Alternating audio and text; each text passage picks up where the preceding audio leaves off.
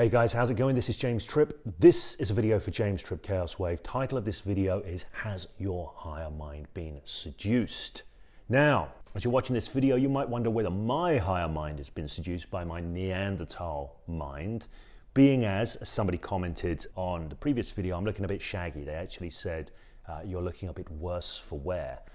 So I just want to say that my higher mind has not been seduced. This is a higher mind choice. I'm growing my hair out.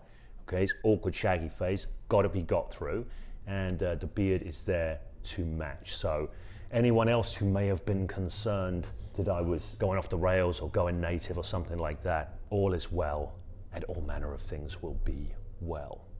But that's not what we're talking about right now. We're talking about higher mind and lower mind, and has your higher mind been seduced?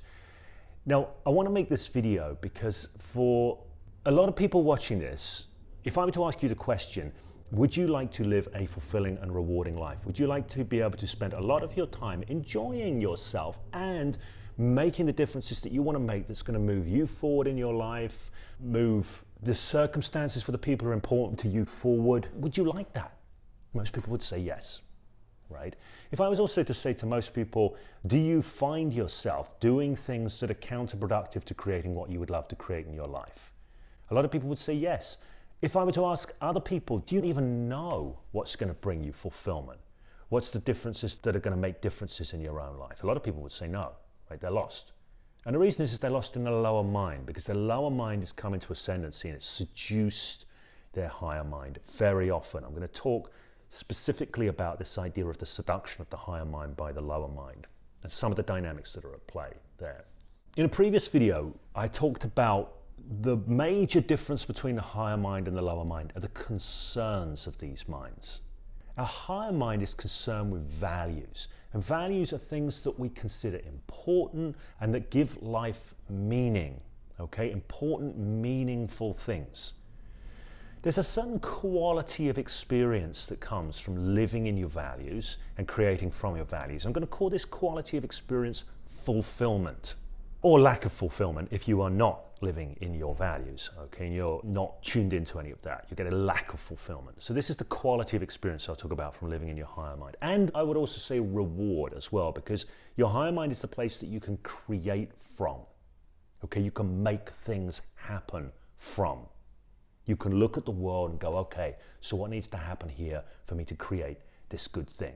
Now, your lower mind, on the other hand, has different concerns. It's concerned with moving towards pleasure and comfort, avoiding pain and discomfort, and is also very much concerned with status and hierarchy and these sorts of things. Very much concerned with that, and to a certain degree, territory as well, right? These are the kind of animal mind concerns.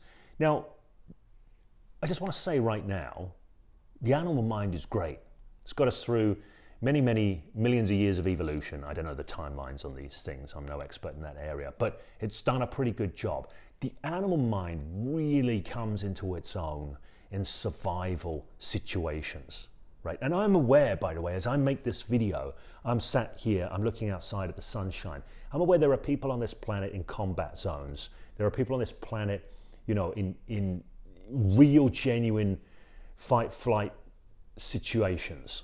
So I'm aware of this, and in these kinds of situations, we want to be able to utilize the power of our animal minds. We want to let our animal minds take charge. We also need to be able to get into our higher minds to be able to do planning and strategy and these sorts of things. But a lot of the time, when the crap really hits the fan, we want to be down in our animal mind.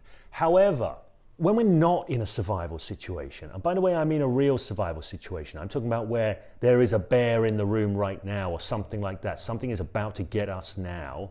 Or we're hungry and we need to eat now, and we're not in a real survival situation, we are better served usually by being in our higher minds so that we're able to create ourselves beyond our circumstances. Even if our circumstances are not great, survival psychology is not always the best thing for us, right? Creation psychology is much more useful for us, not survival psychology. Creation psychology, we want to be able to hang out in our higher mind. Okay, we want to be able to ground ourselves in a higher mind. We want to be able to utilize our higher mind to its absolute maximum potential. But what happens to us? Thoughts come in, we get pulled off in this direction, that direction. we find ourselves eating. I was eating a Fab lolly. My daughter bought a packet of Fab lollies. I love those Fab lollies. Do I? Does my higher mind love the Fab lollies? Anyway, I digress. This is a major thing, right? And this is what mind management is about, okay? I've often said, if you know my work, you'll have heard me say before that people are poor witnesses to their own processes. If I can't witness the movements of my mind, if I can't witness when I'm in my higher mind, when I'm in my lower mind, I have a problem. I cannot manage my mind.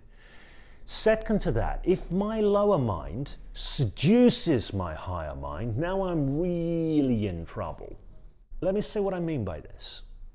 Our higher mind, part of the function of our higher mind, so in the 4 elements mind management system, this is the fire element, the higher mind, but there's also the water and the air, which are the right and left hemisphere. So part of the air function is to be able to rationalize and reason things. That's part of the air function. I haven't talked about this in the previous videos, okay? So our higher mind, our fire combined with air, rationalizing, reasoning. Now, if our higher mind and our rational reasoning function gets seduced by our lower mind and our lower mind concerns, what we get is we get post hoc rationalizations that support us doing the things that are undermining us in getting what we want in our lives, right? Classic example of this is smokers. I used to do a lot of smoking cessation work years ago. And there's a concept I used to share with people called smoker's logic. And smoker's logic was where the rational reasoning mind would come up with all sorts of apparently legitimate explanations for why now was not the right time to stop smoking, or why right now this cigarette was genuinely needed. And it's all fake post hoc seduction of the higher mind by the lower mind. When somebody's coming off nicotine, okay, nicotine, this is a point aside, but it's nicotine mimics acetylcholine. So acetylcholine is an important neurotransmitter. So when you're flooding your system with fake acetylcholine, i.e. nicotine, your neurology has to rebalance, okay? And your acetylcholine receptors shut down a bit. You become a bit resistant. So when you take away the fake acetylcholine, the whole nervous system goes out, and people can often experience weird symptoms as a result. They don't know what's going on, so their animal mind just experiences it as discomfort, and the animal mind doesn't like discomfort. It wants comfort, right? And it knows, because it's smart, it's an intelligence, it knows that nicotine's going to get it that comfort, so it wants that. But the higher mind has said, well, I want to stop smoking, so it needs to seduce the higher mind into doing some post hoc rationalization as to why now is not the right time. So there's an example of the lower mind seducing the higher mind. Just one example in one area. Other people would have experienced it when they go, right, here's this project, I want to deliver it. I know it's going to make a massive difference, but I'm just not doing it. I'm doing other things instead. I'm procrastinating, I'm boondoggling, I'm doing whatever else I want to do. Suddenly I find myself tidying up, which is normally something that will be avoided, but the animal mind is going, well, this is more comfortable, right? And it can do a deal with the higher mind. It go, yeah, it's still constructive, isn't it? We're tidying up. That's a constructive thing to do. But really the higher mind has been seduced by the lower mind. Now, if you want to live life on purpose, you have a purpose, you have a vision, fire, vision. You have a purpose. You want to do that. You want to create from that consistently. You need to know the shenanigans that are going on in here. You've got to become a better witness to your own processes. It's very difficult to see what we're seeing the world through, so we're poor witnesses to our own processes as a rule. 4 elements mind management. This is about becoming a better witness to our own processes on one level. I'm going to say a little bit more about this in a moment. I also want to say something about this seduction of the higher mind. It's not just from the inside out. We live in a culture that encourages this, that pulls us into this, because the lower mind is a good consumer. The higher mind is not. Now, if you roll back, I don't know what, maybe 100 years now, Edward Bernays, who's considered to be the father of modern PR and modern marketing, he was Sigmund Freud's nephew, Edward Bernays was. And he looked at his uncle's work and thought, oh wow, people have got an unconscious mind full of all these drives. This is the lower mind. What people have been doing in marketing and sales is trying to appeal to people's rational minds, but actually the lower mind is more powerful, right? The animal mind is more powerful. Let's appeal to that. So since Bernays' insight, the world of marketing, and like if you look at modern social media, the algorithms are designed to hook people in, hook their animal minds in, right? Have them consume, show up, more. Check this, check that, you know. So we live in a culture that pulls us into our animal minds much more of the time, right? That's where we're coming from. That's where we're living, right? You'll hear some noise in the background. My wife's just come back with the dog, and our dog's got a big dog friend who's a Great Dane, so boxer and a Great Dane.